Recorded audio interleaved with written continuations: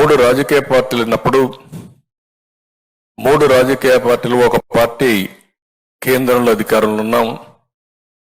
ఇప్పుడే కాకుండా గతంలో కూడా మన వాళ్ళతో కలిసి ఇప్పుడే మొదటి నుంచి కూడా బీజేపీతో కలిసి తెలుగుదేశం పార్టీ ఎన్డీఏలో ఉన్నాం. అదే సమయంలో రాష్ట్ర ప్రయోజనాల కోసం ఈ రాష్ట్రంలో ఈసారి గెలవకపోతే రాష్ట్రం తీవ్రంగా నష్టపోతుందనే ఏకైక అభిప్రాయంతో మొదటి నుంచి కూడా ఓటు డివైడ్ కాకుండా మేమందరం సహకరిస్తామని ముందుకొచ్చి పవన్ కళ్యాణ్ గారు అందరికంటే ముందు చెప్పిన వ్యక్తి, ఒక పద్ధతి ప్రకారం రాజకీయం చేసిన వ్యక్తి.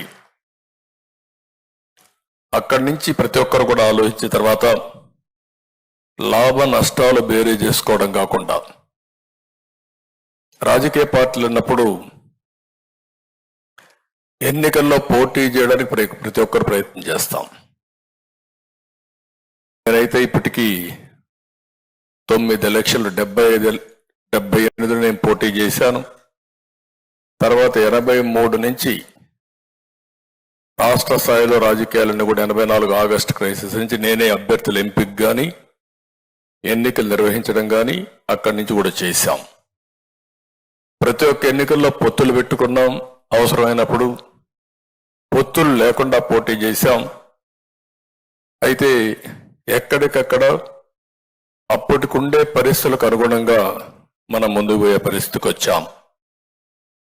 అయితే ఈ రోజు కూడా ఈ పొత్తులు పెట్టుకున్న తర్వాత తెలుగుదేశం పార్టీకి ఒక విశ్వసనీయత ఉంది. అదే మరి బీజేపీ కూడా జాతీయ పార్టీగా ఉంది. వారు కూడా అధికారంలో ఉండడమే కాకుండా ఒక విశ్వసనీయత వారు కూడా ముందుకు పోయే పరిస్థితి వస్తుంది. ఇంకో పక్క జనసేన పార్టీ కార్యకర్తలు కూడా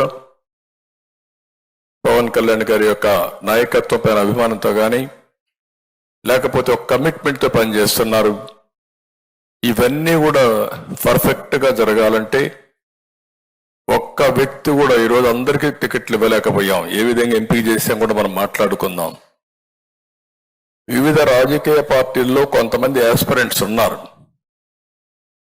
రాజకీయాల్లో పనిచేసేది గుర్తింపు కోసం పనిచేస్తాం. సర్వీస్ చేయడానికి మనం కష్టపడతాం. ఓసారి పొత్తుల వల్ల కొంతమందికి సీట్లు ఇవ్వలేకపోయాం. చాలా కష్టపడ్డారు, జైలుకు పోయారు. మన పార్టీలో పోరాడారు, జనసేనలో పోరాడారు, త్యాగాలు చేశారు. బీజేపీలో కూడా ఆస్పిరెంట్స్ ఉన్నారు, వారికి కూడా ఇబ్బందులు. అందరికీ పోటీ చేయాలనే ఆలోచన ఇవన్నీ ఉంటాయి.